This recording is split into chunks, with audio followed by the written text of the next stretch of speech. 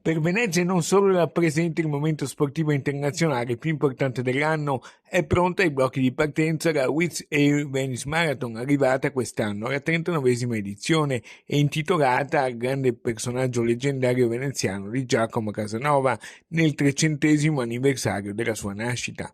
In attesa della competizione sportiva si apre in queste ore il grande villaggio di Venice Marathon al Parco di San Giuliano a Mestre con la Family Run e la partecipazione come testimonial di sport e inclusione anche della grande atleta paralimpica Giusy Versace.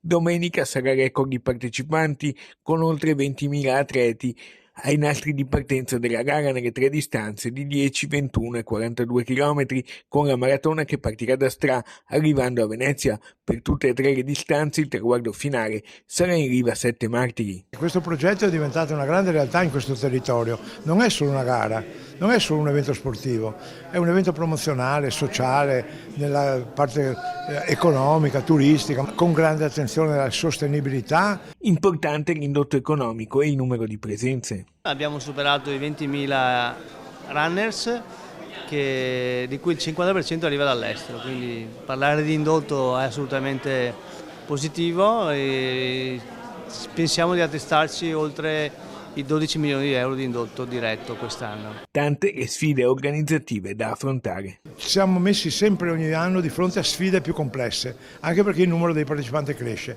però attenzione, cresce in modo ragionato. Quindi viva la Venice Marathon e tutti i messaggi che sa dare e aspettiamo con gioia questa 39esima edizione.